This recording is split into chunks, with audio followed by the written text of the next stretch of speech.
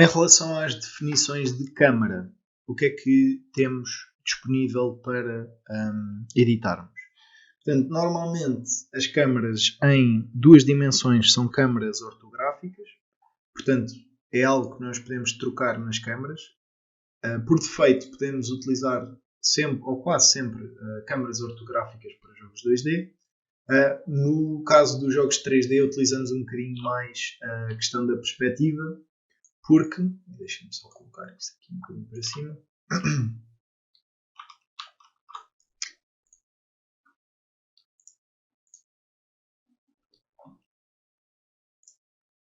Portanto, com uma câmara com perspectiva, temos o objeto colocado num espaço 3D e depois a perspectiva da câmara vai mostrar objetos mais à frente, mais atrás. Isto é uma câmara muito utilizada em jogos 3D, exatamente pela questão da perspectiva. Em relação aos jogos ortográficos, nós queremos este tipo de comportamento. Portanto, são câmaras inteiramente retas. Portanto, temos um ponto de fuga lá ao fundo que é definido pelos planes, portanto, near plane e far plane. Normalmente os near plane são os planos, devem estar muito próximos da câmara e são os planos no qual os objetos deixam de ser renderizados. Portanto, conseguimos ver aqui na Game View que assim que eu me aproximo do near plane, ele é recortado parcialmente porque tem uma pequena rotação no objeto. Portanto, isto é o resultado do near plane. E o far plane é depois, então, aquele ali do fundo. Portanto, se eu quiser num jogo ter apenas um espaço de câmara muito, muito pequeno, reparem que eu afasto-me e ele é recortado porque passou para lá do far plane. Assim que eu me aproximo, ele começa a ser recortado porque estou demasiado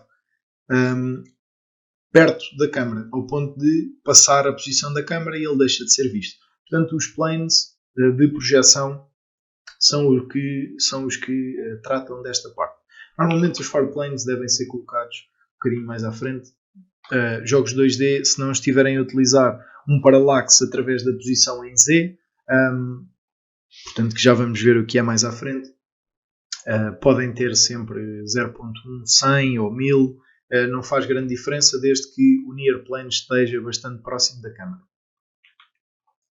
Depois, culling masks é basicamente os objetos que são renderizados por esta câmara. Isto porque nós podemos ter várias câmaras no nosso jogo. Minimapas, por exemplo, são genericamente uma nova câmara a ver o cenário de cima com uma projeção ortográfica, por exemplo, e podemos renderizar num espacinho do jogo e fazemos um minimapa.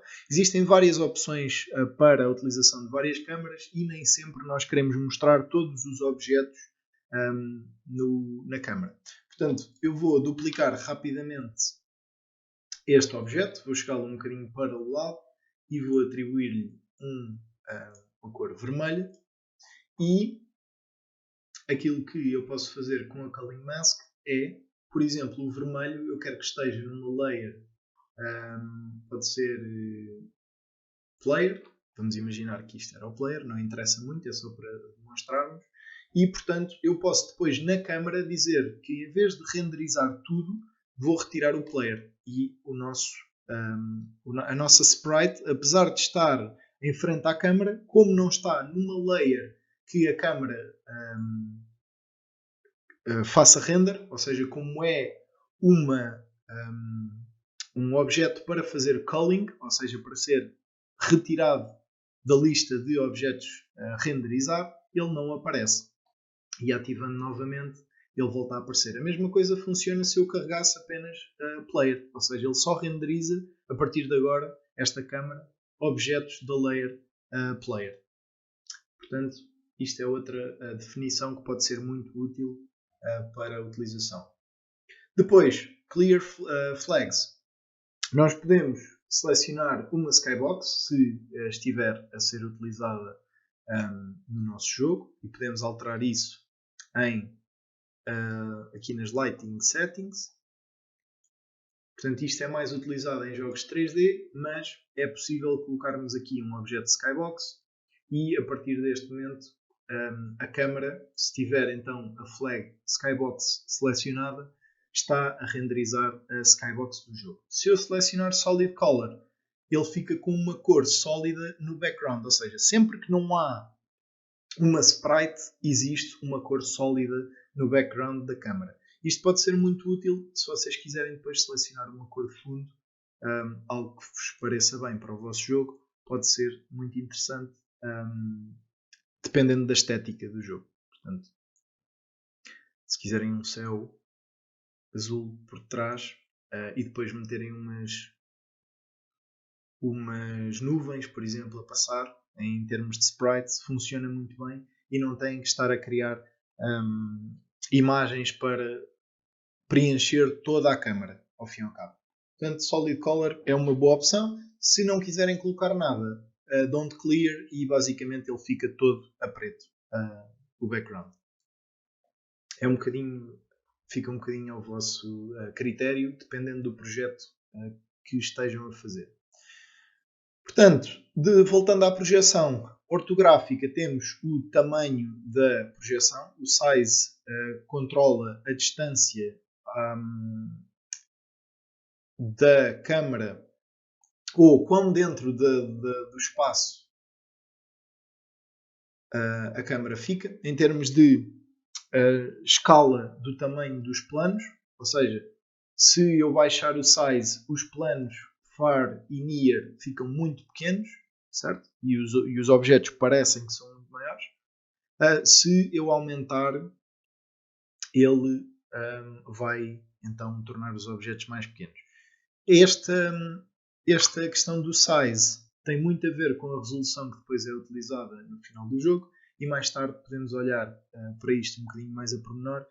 Mas, de qualquer das maneiras, boa prática deixar o default, adaptarem os pixels por unidade dos vossos objetos ao tamanho da câmera e ajustarem e depois, mais tarde, quando tiverem um bocadinho mais de experiência na manipulação das câmaras e compreensão das resoluções, podem então perceber mais a fundo como é que funciona o size e alterar esta definição.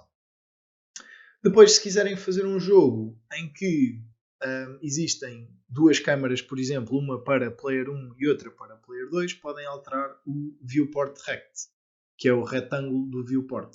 Se eu colocar a -5 aqui e duplicar a câmara e aqui colocar 0.5, conseguimos ver que temos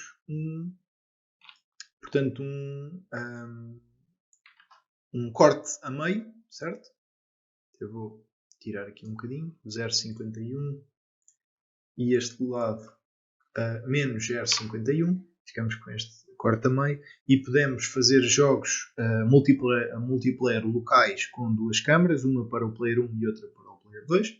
Portanto, aqui conseguem controlar o tamanho do viewport e depois a profundidade da câmara. Portanto, isto tem a ver também com a forma como controlamos a profundidade dos objetos. Isto é mais importante para jogos 3D também. Depois isto é a forma como é renderizado. Deixem Use Graphical Settings ou Graphic Settings. Normalmente jogos 2D podem quase todos ser Forward Rendering. Não é algo muito importante. Deixem no estado default e mais tarde, com mais experiência, se precisarem de perceber um bocadinho melhor como é que isto funciona por algum motivo, porque tem um efeito do jogo que não funciona com os settings atuais ou os setting defaults, podem voltar a isto e fazer alterações.